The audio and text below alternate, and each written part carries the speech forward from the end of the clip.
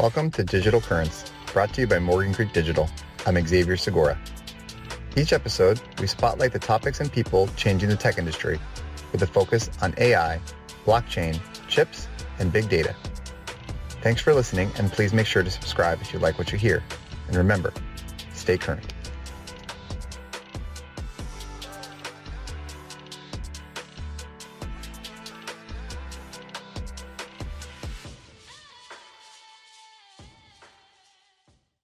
Mark, happy almost Friday. We were off last week for the holiday, and now we've got another one coming up, but we weren't going to let that stop us from getting an early recording.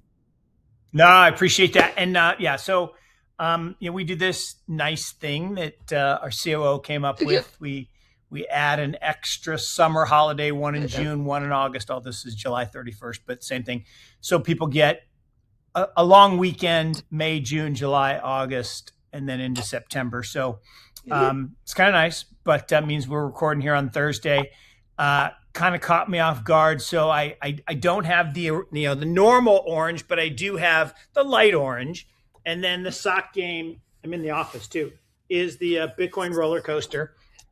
So in the office instead of at home, but Bitcoin roller coaster, it is summertime still, it's hot.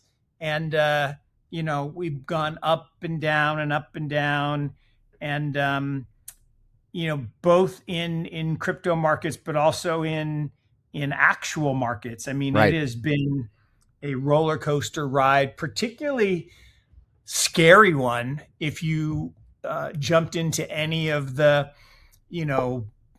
totally vertical things like SanDisk and Hynix and all that. I mean, they're making the Eiffel Tower pattern. And Well, maybe we start there, Mark. Maybe that's a good place to begin, because as we always talk about, we are both a macro and a micro show, where we'll go like very in the innards of like what makes a successful investment in a startup company to, how do rates affect how companies are getting financing, and then therefore their infrastructure costs can be impacted by that, because that's what they're largely using the financing for, which is a spoiler about what we'll talk about a little bit later with the cost of hardware going up. But the Fed held rates steady, Mark, although 3 members voted to hike. And now that's kind of putting the new focus, as it always does, on the next meeting, and kind of unpacking that a little bit more, because there's direct impacts to what that will do for our, token markets, right? Because there's always a betting angle to this, right? There was a third coming into the week. There was a 35% chance of a rate hike according to the CME futures, but we held steady, for the 5th meeting in a row, despite this kind of mixed picture and economic activity. It's a bit. I'm not sure, Mark, if this is a case of the emperor has no clothes just yet, but I'm beginning to feel the breeze a little bit, if you catch my drift. yeah, it is feeling breezy. Well, look, the crazy part is coming into the year, everyone, and I do mean everyone, was convinced that we were going to get a bunch of rate cuts this year, because, the Trumpster was basically saying, you're fired. He was going back to his apprentice days and saying, Jay Powell, you aren't doing what I want, so you're fired. Now, remember, they're supposed to be independent, and the Fed's not supposed to do the bidding of the White House, but whatever. So Jay Powell's like, no cuts for you, buddy. And to the end in May, didn't cut. And so everybody's like, oh, Warsh is coming. He's going to cut. And then he gave his first speech, and he was like pretty hawkish. And everybody's like, whoa. And actually the market tanked for a couple of days.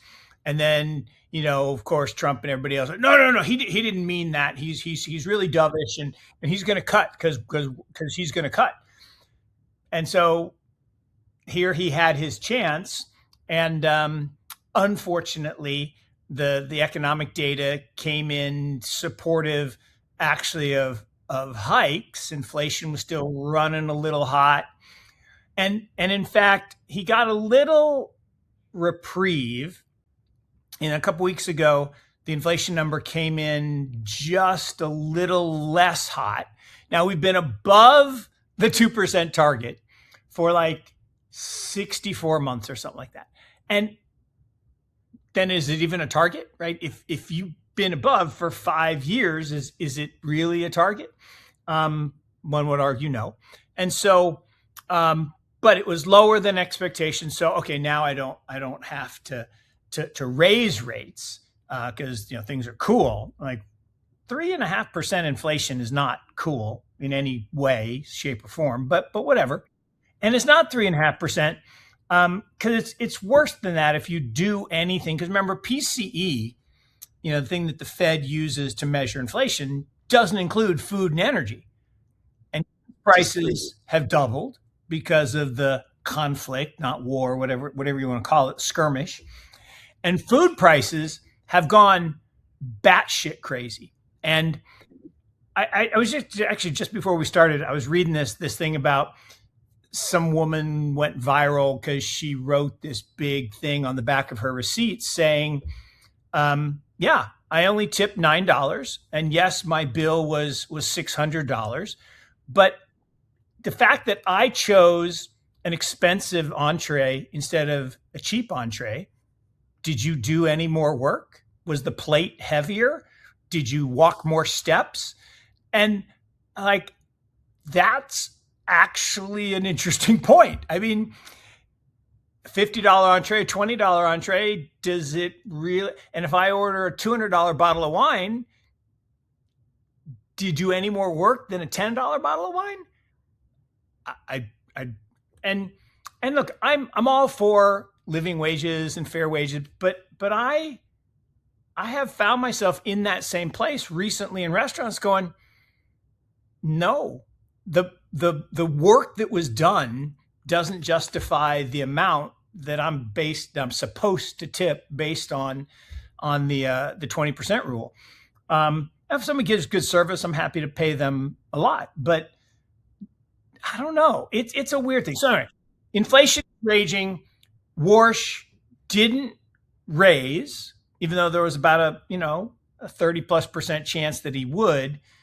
But now there's a 75% chance in Polymarket saying that he's going to raise in September. Now, everyone thought we're going to have 2 or 3 cuts. Now we're likely to have raises. What does that mean for valuations? Here's a crazy thought. 51% of all the stocks in the S&P trade at 10 times sales or higher. Not 10 times earnings, 10 times sales, 51%. And someone did the math, which I appreciated. So in order to make a decent return, let's say a 10% compounded return, assuming that multiple is going to drop over the next decade, you would have to grow your earnings 24% per year compounded for 10 years. And then they asked the question, said, how many companies have done that? And the answer is 0. In the history of the world, no one has ever grown 24% compounded for 10 years. You might grow 24% or even higher, 35, 40, 50% for a short period of time. But the long term, if you get into 10 years, it's tough. It's a crazy stat. It's tough to get to double digits, let alone. So it's not going to happen. And so what that means is those stock prices are going to go lower. Now, they don't have to go lower tomorrow and they don't have to go lower right away. But I think what we have seen is when the momentum breaks, like this month, July, which will end, tomorrow, is going to be the worst month for momentum stocks in the history of the stock market. And we've had a lot of down markets, right? We had 1929, we had 1931, we had 1973, we had 2000, we had 2001, 2002, we had 2008. So we've had a lot of bad periods for Momo, but this is the worst month in history for Momo stocks. Yeah, and I think that's really the challenge is that when you are, kind of waiting for one savior to come in this event, basically 4 or 5 large tech stocks, which are heavily dependent on external pricing, we're talking about the AI stocks, it can create a feast or famine environment. So as we were talking about on our show for months, that led to not just new highs for the quarter, not just new highs for the year, but all-time new highs on top of all-time new highs, when that shift was ultimately expected for these companies to kind of ditch the kind of SaaS-based offering. AI would solve everybody's problem. They benefited from healthy multiples. Everybody bought in at the tippity top. And then there's been a bit of a reckoning as that transition stumbled quite a bit. And the first thing to happen was changes in the labor market, right? So, two ways to become profitable. We always say that one is much easier than the other. It's to reduce costs. The other one is to actually, increase your profits, which is super hard, right? Yeah, so just cut costs and, reduce one of the biggest costs for a lot of companies, obviously, talent and people in your organization. So on the sales side, those were the first kind of departures that we started seeing in these tech companies. And then what happened, Mark, as we spoke about, turns out it's actually pretty hard to sell through AI services beyond the trial phase. We experience it ourselves. And I'd say that in our team, you and I especially are probably pretty heavy power users of AI. I now, Mark, must confess, I'm only paying for 2 AI services. I'm paying, indirectly through what we have at the Creek for Copilot. And then now with Anthropic, because I'm starting to do a little bit more stuff on my back end and looking at different tools. But the rest, like a lot of my heavy lifting, is still with kind of free-ish models. And so what does that say for organizations that are looking to revolutionize and justify this elevated price? It means that it will have to come down. And then we're kind of seeing that across the side with these, volatile food and energy categories. And they've been seeing, modest increases just given through to June, where they had a, 12-month core PCE inflation rate of 3.3%, to your other point, which is, slightly less than May's 3.4, but still a little bit higher than, what makes people comfortable. Yeah, but here's the interesting thing. So everyone's all in a lather about how, AI is taking over the world, and all these companies are just going to print so much money, and it's, data centers are such a good business. Microsoft is, as we're recording this, is up 15% because they had some, miraculous earnings overnight. Now, conversely, Meta is down 10%. Now, these are multi-trillion-dollar companies trading like penny stocks. Okay, so that's the weird part. But the CEO of Microsoft used Claude, I think it was Claude, to create a dashboard to share some of the internal metrics on their AI data center profitability. And he claims, or Claude claims, that it's a 29% ROIC. And I'm like, okay, let's dig into the assumptions. So one of the assumptions was they pushed out the useful life of the data centers from 15 to 25 years. No way. And here's the thing, people seem to forget that we used to have data centers full of CPUs.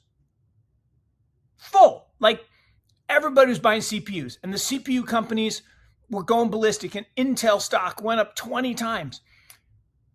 And then we don't use CPUs anymore. Now it's all about GPUs, and everybody's got to buy all these GPUs, and you got to connect all these GPUs, and then GPU stocks went crazy. NVIDIA's actually flat for the past year. Why? Well, yeah, people bought the GPUs. Well, but then they realized, oh my God, I have to buy memory. And the amount of memory I need keeps increasing as I add more GPUs. So the memory stocks went and they didn't go up like 10-fold or 20-fold. SanDisk went up 50 times in a year. 1 year, 50 times. Now it's down 50%, And you're still up 25 times in a year. So I'm not, that's still pretty good. But what people don't seem to understand, the cure for high prices is high prices. If there's not enough memory and the memory companies are now charging me an arm and a leg. Remember the sign? I don't know if you guys had this, but there was a sign at the gas station when gas prices went way up, and it said regular arm, unleaded leg, right? So, ha ha ha. So the memory companies do the same thing. Oh, you need memory? The price yesterday, forget that. It's 4 times today. Okay. So people seem to believe, because I saw this estimate that high bandwidth profits. So Hynix, I think it was Hynix, went from 4 billion of quarterly revenue 4 years ago to 53 billion in the recent quarter. And so people straight line extrapolated that and said they're going to have 100 billion per quarter by next year. So you don't think that people are going to say, I bet I could engineer a solution, maybe even using some software that does a workaround so I don't need as many GPUs or as much memory. Isn't that kind of what DeepSeek did? And to your point, my point of pride, I spend $0 on AI tools. I will never spend any money. Oh, you don't get to use I'm using Kimi, the latest update. It is awesome. Props to Moonshot over in China. And I can actually run it on my laptop, which is crazy, boggles the mind. So I don't have to put my data up in the cloud. Or I could use Venice, portfolio company that, keeps all the stuff on the browser and not at the AI company. But token prices have turned down. My guess is the amount of memory that we use is going to go down. And so we have, summertime, we have interns. So the project I've been giving our interns this summer down here in the home office is to do a research project on the innovation around chips, semiconductors.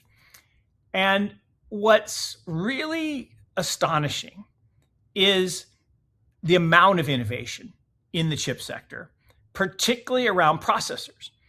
And, some people have heard of TPUs, tensor processing units.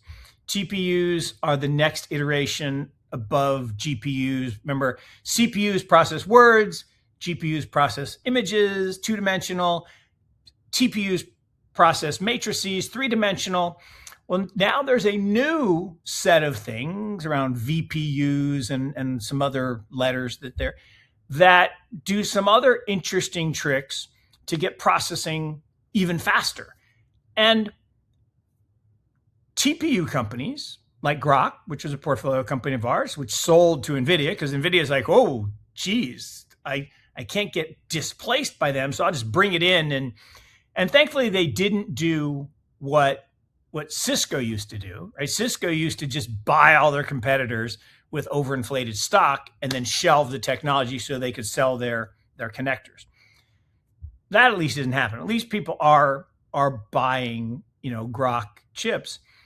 And then Cerebras came out. I mean, the problem is Cerebras stock went like this, and now it's going like this, because it's a nice chip. It's a big old gigantic chip.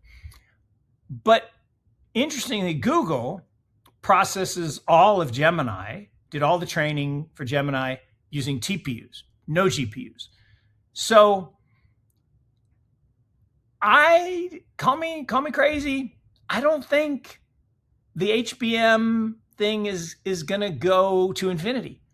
I think someone's going to innovate. And I say it's like when RAM became DRAM. Went from regular RAM to dynamic.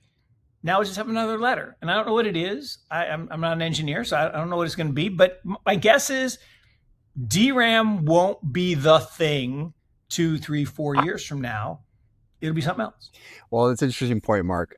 We covered it on one of our prior shows where we talked about hybrid computing models, right? Where we spoke about how quantum once thought to be this black hole of costs that just couldn't scale, it couldn't be efficient. When you actually pair it with classical computing models, is actually more efficient than the existing classical computing model. But I want to return, Mark, to something you said when you highlighted both Microsoft and Meta. It's kind of like pointing out two different strategies, right? It's ultimately, I think, pretty emblematic of how companies are operating in AI today. One company is increasing profits while spending heavily, right? And that we'll kind of dive into a little bit on the Microsoft side, and then a Microsoft side. And the other one is allowing those costs to eat into its bottom line, right? And so that kind of highlighted Meta's, soft revenue forecast and the 91% drop percent in second quarter free cash flow, right? Which is enormous. And then if you deal into those numbers a little bit further, like we do, you're finding some very interesting ideas about how this could tip the future market, right? So when you're looking at Microsoft, they recorded $3.2 billion in unrealized gains on their Anthropic stake in the quarter, right? So that added to, about 33 cents to their EPS. And that was, following that $5 billion investment they made late last year. And now, by contrast, they marked down their OpenAI investment by $600 million, and that reduced their EPS by 7 cents. And that was, relatively immaterial to Microsoft's, paltry $90 billion in revenue for the quarter and $35 billion in net income. But I think it kind of forecasts a little bit about how, number one, when we spoke about it a couple of weeks ago, Anthropic is doing a little bit better than expected, right? They've been kind of telegraphing that they're making money now. They're expected to make more money into the future, and how that lines up perfectly with what is expected to be a blockbuster IPO. At least that is what they tell us, Mark. And then OpenAI, so in terms of how, they haven't innovated in the same way. It seems also like Altman is much more distracted in other projects. We covered on our show that he's looking at kind of controlling a little bit more systems of manufacturing by creating his own chip. You're not hearing Anthropic really kind of go down that route. They're more of the partner with some of the others. So I think this could tip us in our hand about what we're seeing in this fall. And this kind of goes all the way back to, the state of the economy, particularly within September, what rates are going to look like. I think those IPOs, depending upon the timing, could really sway us. But I guess maybe changing gears a little bit, funny or not so funny story, right? So we talk a little bit about the good things about AI, but it's probably more fun to talk about the dangers of AI and kind of captivate our fantasy a little bit. This, Mark, was not a fantasy. This really happened. We're going to talk about Hugging Face and their security incident. And it kind of highlights a little bit about, what Elon and Gates and some of the others have said for years. And they since have changed their tune a little bit as their companies have more embraced AI. But really, what are we talking about here? There was a technical postmortem about how this autonomous AI engine built on OpenAI, that was supposed to help with internal cybersecurity evaluations. But what actually ended up happening, Mark, was that it compromised multiple systems over 4.5 days. So 4.5 days, this rogue AI basically stole credentials, cryptographic signing keys, and then they leveraged and misconfigured creds that granted access to all these other systems. And so basically it was, I think, something like over 17,000 actions. And so this resulted in a huge exploitation to Hugging Face's vulnerabilities. And this really highlights some of the dangers of, okay, when you open up Pandora's box, you're sacrificing, let's say, your QA, your checking process for speed and efficiency. It does really well when things go right. But when it goes wrong, Mark, it can go very wrong very quickly. Your thoughts? No, look, to your point, things when they do go wrong, that is speed is the big issue now. Is the cascade that used to take time now happens immediately. You said, this month, a good example, and you have funds, the darling, Leopold, the wunderkind, who's like girlfriend or fiance or something works for Dario at Anthropic, and they have a big chunk of Anthropic, and they were buying all the high flyers. They levered up into it, and they were down, at one point, rumors were that they were down, 50, 60, 70+%. Supposedly it's not quite that bad. They're only going to be, down 35 or something for the month. But it can turn in a heartbeat.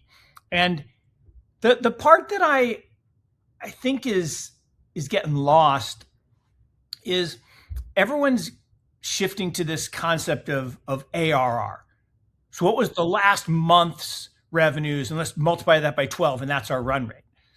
Like, well, but that's not the way it actually works. But okay. And worse, we had one, we were talking to a company. They were literally using yesterday's transactions and annualizing it. And ridiculous. I mean, just I was stunned that was actually a metric that they were quoting for ARR. So I think this obsession with the now and how everything's just going to continue. And the example is Anthropic, right? Anthropic was going like this, and it's going to be $1 trillion IPO. And, they have all this revenue and this ARR. Well, suddenly in the private markets, Anthropic stock started to go like this, the price. And, well, why is that?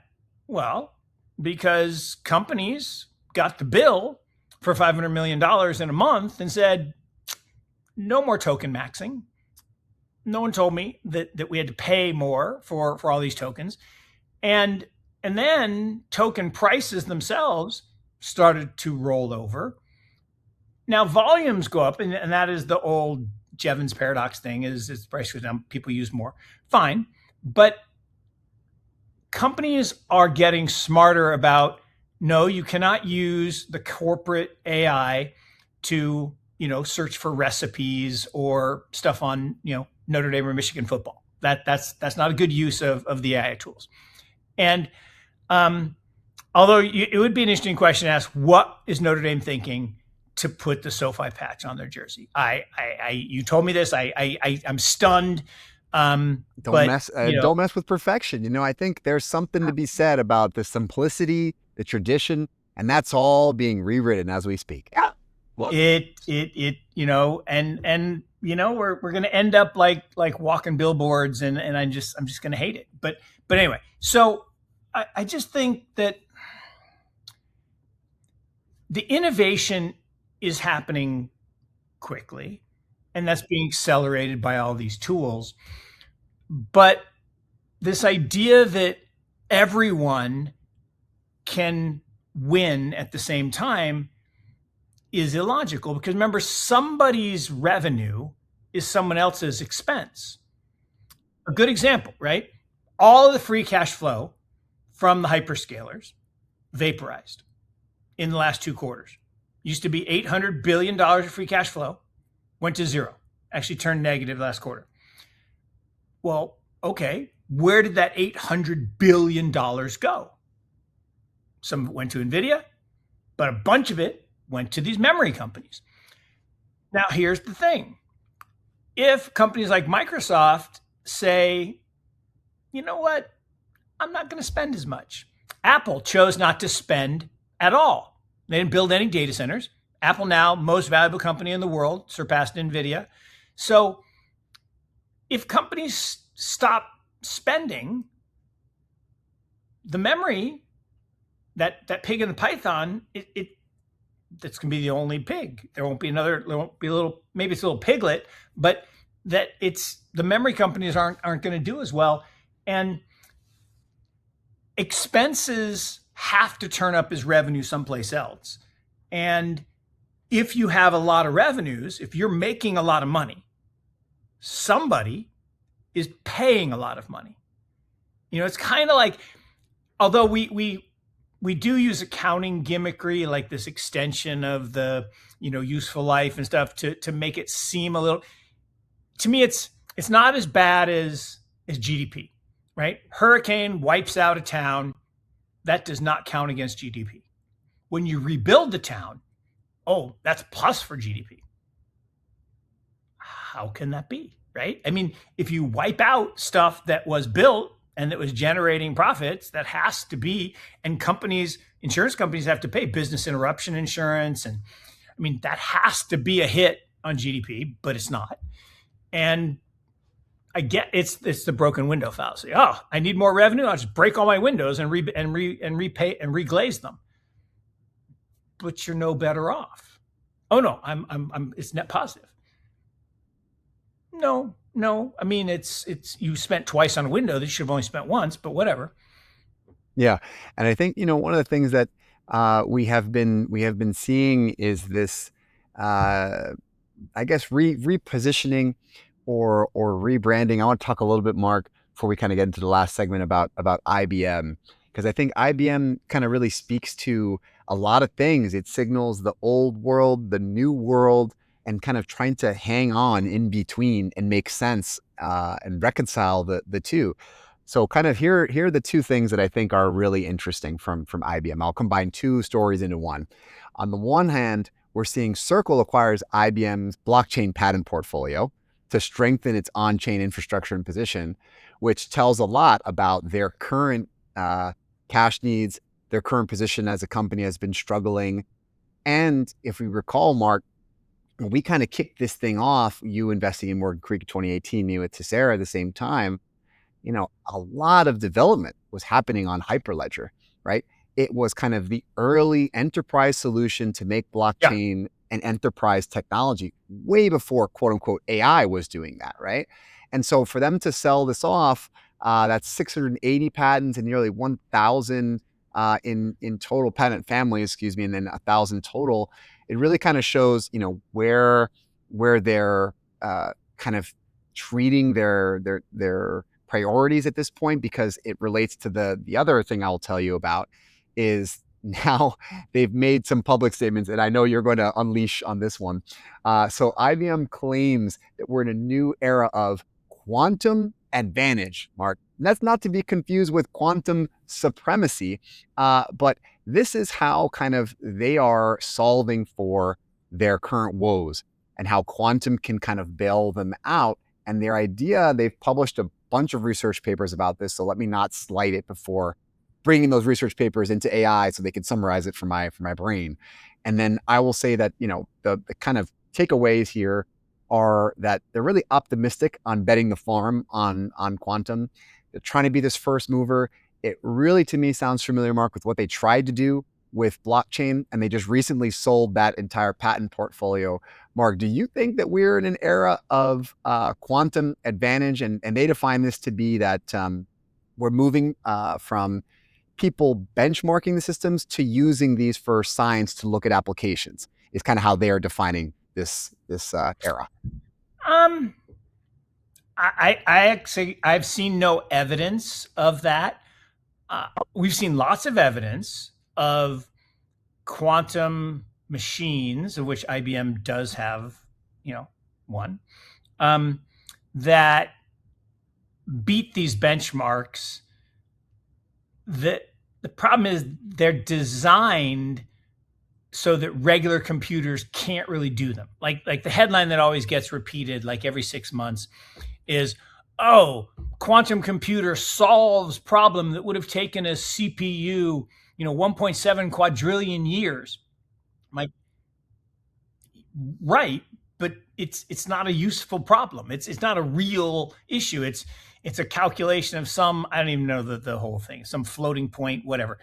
Not really useful. But what I need to have happen is, can you tell me what 2 + 2 is with 100% accuracy? Quantum computer still can't do that, which is crazy. I can get 99.9 something, can't even get me 5 nines, so let alone 100. And when I'm using a computer for things like math, I need accuracy. When I'm using it for composing music, which I don't really do, but if I were to do that, I don't need accuracy, but I need, creativity and logic. And like I said, I fed the prompt in, and this was a while ago, so I should try it again. But I fed the prompt in a couple of years ago to ChatGPT. Write me a song in Taylor Swift's voice that would be a bestseller. And it gave me the worst piece of garbage, like in the history of garbage. And it was embarrassing how bad it was. And I mean, it was, and look, now that said, we all heard the famous country western song about, I just used a bunch of words. I was drunk the day my mama got out of prison, yada, yada, yada. Okay, it's a bad song, but it's got a catchy tune and I remember it. So there are a lot of bad songs. But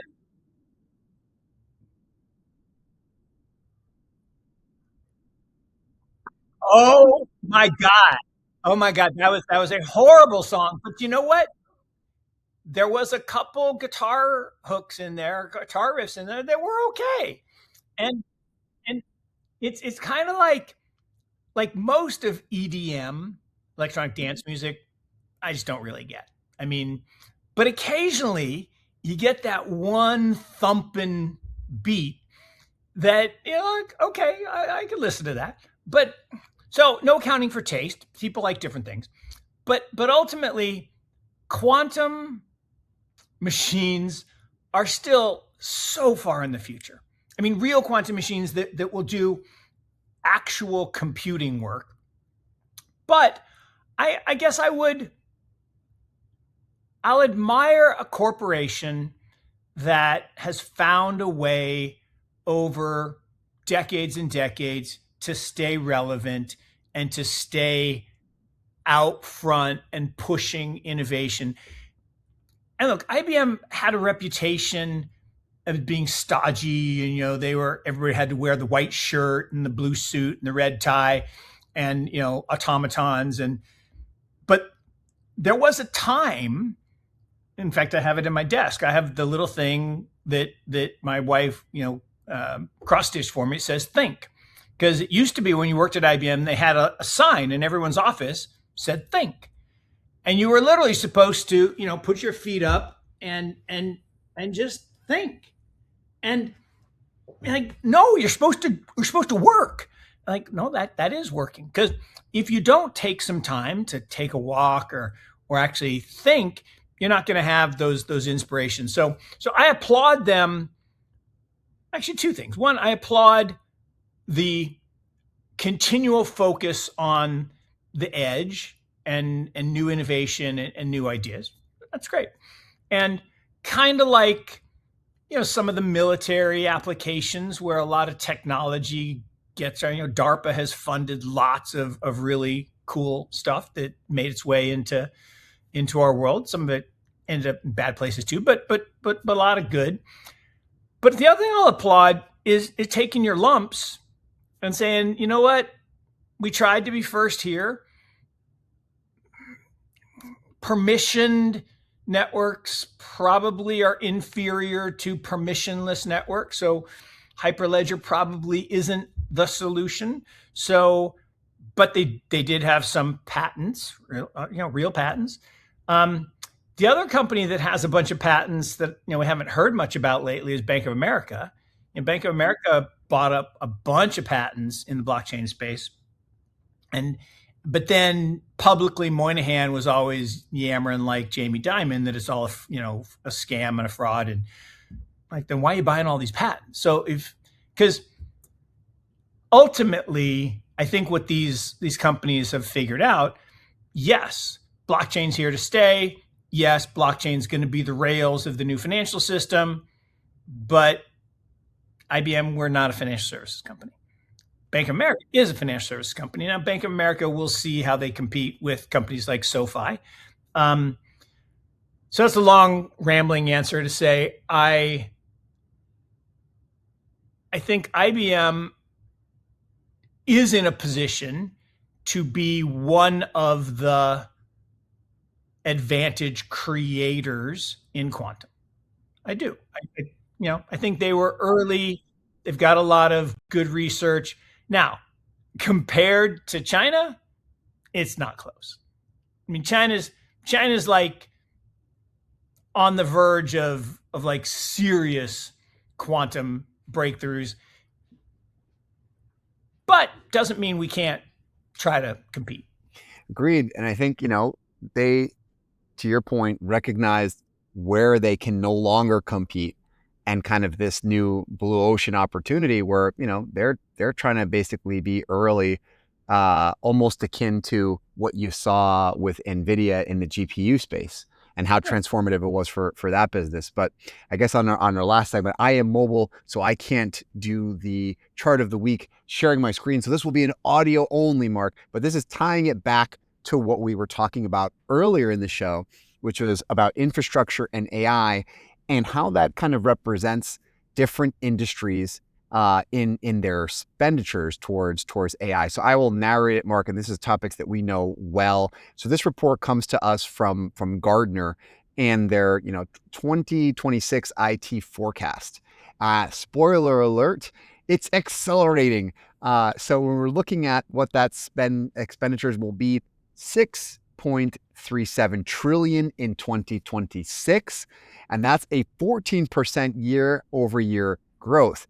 And so what are the key areas you're probably thinking that are driving that? No big surprises here, Mark. Investments in AI infrastructure, cloud platforms, and intelligent applications. And if we kind of look a little further into the numbers, and maybe we can kind of have some of your thoughts here, the kind of big categories beneath that: data centers, huge growth in 2026. In 2025, it was around 50%, 51% increase in spending. Now it's topped up. The revised forecast is 62% on 2026. And the other big category is infrastructure as a service, 22% in 25 and 29% in 26.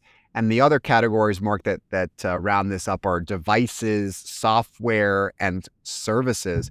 So overall, a lot more expense, and ultimately a lot more betting and leveraging on the future of the economy.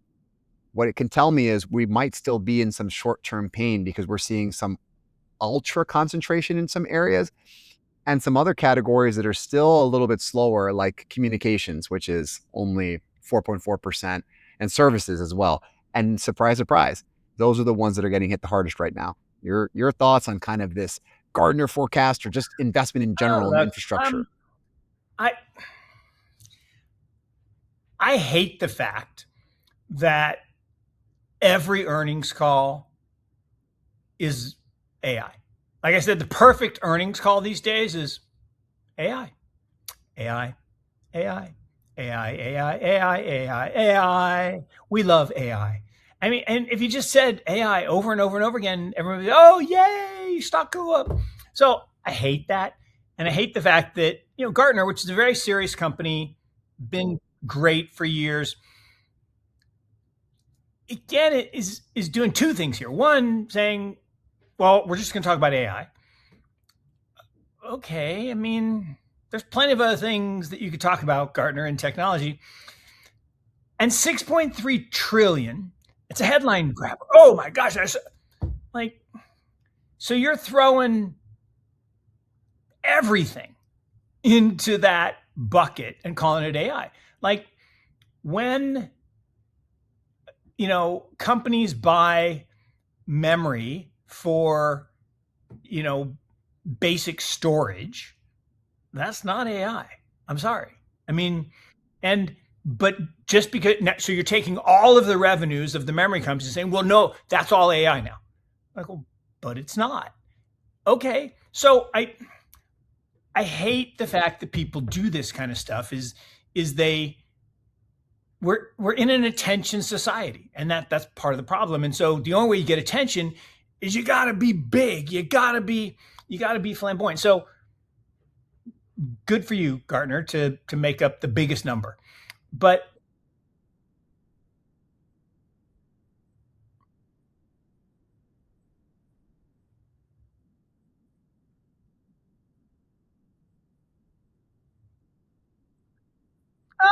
Okay, so it really is IT, which, so again, if I buy, new laptops for everybody at the company, is that an AI spend because they're running Claude? No. I mean, it's information technology. And if I rent cloud space from Microsoft, is that for AI?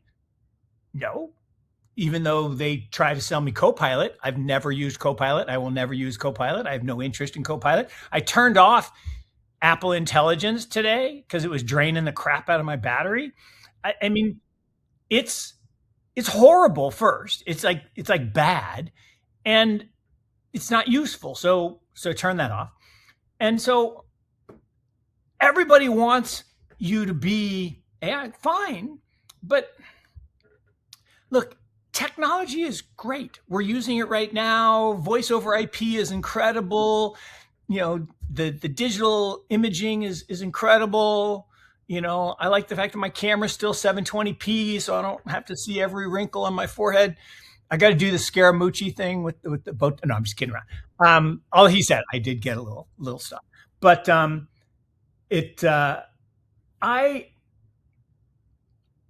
struggling with why everyone wants to be obsessed, and obsessed is, I think, the appropriate word with this thing, right? It's AIs are tools, right? LLM, and this is my personal pet peeve. It's not AI. AI is a much bigger thing. LLMs, large language models, and applications built to use large language models is a use of AI. It is not AI. Okay, so that's my first personal pet peeve. And building data centers to run large language models is an application. But I can use those data centers for lots of other things. I can use it for rendering CGI for movies, which, been really good. Although I guess, this new movie, which I haven't seen, didn't use any CGI, and people are saying, hey, it was actually pretty good. And the one that competes with it, I can't remember, the Odyssey didn't use CGI, and then there was another one that was released that did, and it didn't make as much money because people said it looked fakey. And look, a good movie, you shouldn't be able to tell the difference. You should just be immersed in it and just enjoy it. I mean, I love movies. It's fun. So it's total non sequitur, little segue. So, our Caboose 15. So we've been watching with him the movies that we loved that, to see what it was. So we watched The Replacements, and he actually loved it. He thought it was going to be dumb. He's like, I don't want to watch this. And the funny part, though, and this is not a criticism of my son, it's a criticism of what's happened in our world. For him to sit for 90 minutes and watch one thing was actually pretty hard, because everything has become short form video, right? Everything's become short. And he got over it. And then when we watched 10 Things I Hate About You, which is absolutely hilarious, he loved it because, again, he's in high school and it was all about high school. So, but it was hard. The first couple movies we watched, because he's reaching for the phone. He's reaching for the short form video. I'm like, no, just enjoy the movie and just check out for 90 minutes with us. So it's been fun. So one last thing, I again, second non sequitur, I just saw it popped up as we were talking. Again, even though I turned off Apple Intelligence, I haven't figured out how to turn off my phone from listening. So this happens to us every week. So after we have a discussion, my phone then blows up with stuff that we talked about. But it just flashed up at me while I was sitting here that David Faber just went on CNBC and reported that Situational Awareness, this Leopold hedge fund, he sold everything. And my guess is it was to one buyer. My guess is it's probably David Tepper. He usually does that kind of stuff. It could have been, Soros or somebody else like that, but who knows? But so basically, who would have thunk it? 24-year-old kid with no experience ran a levered hedge fund and it failed. And it didn't fail. It didn't fail. Well, no, it failed, right? If you have to sell everything, longs and shorts, and all you got left is your piece of Anthropic that, your girlfriend works for or fiance works for, that's probably a failure. And now we learn more from our failures than our successes, and I think he'll probably be back. And I probably would back him in his next endeavor. But he seems like a smart guy, and he seems well connected. But I think it's interesting how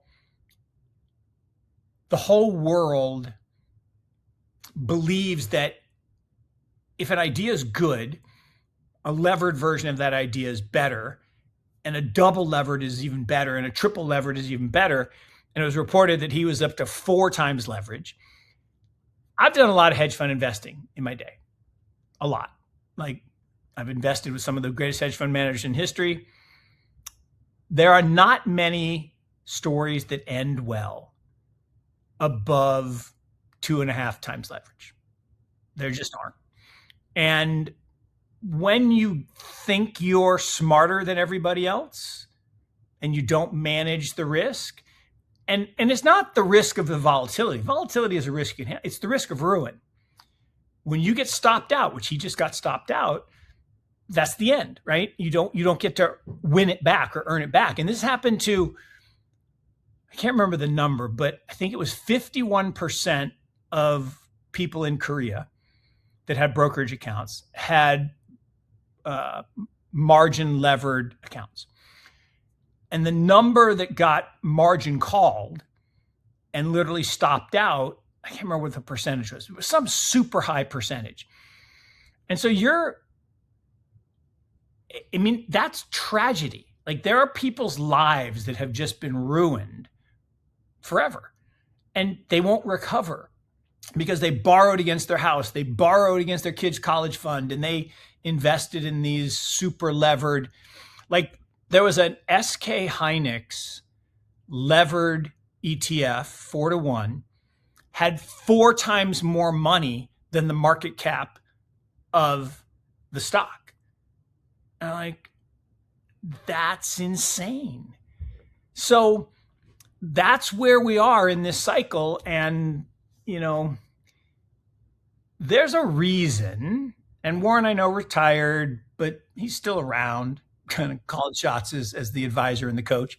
There's a reason they have the most cash they've ever had. I mean, there is a reason. He's only had this much cash 2 other times. Both were pretty prescient. My guess is this one will turn out prescient too. So, yep. We'll probably cut it there, Mark. And I think that, we have a lot of, as we've said before, as much as things seem to change, they always seem to stay the same. So probably butcher that quote just a little bit. We thank our listeners for tuning in week after week and bearing with us through the summer. We will be back next week to talk about the latest and greatest in all things digital. Please continue rating, reviewing, subscribe to the show and podcasting wherever you podcast. And we'll remind our listeners, as always, to stay current.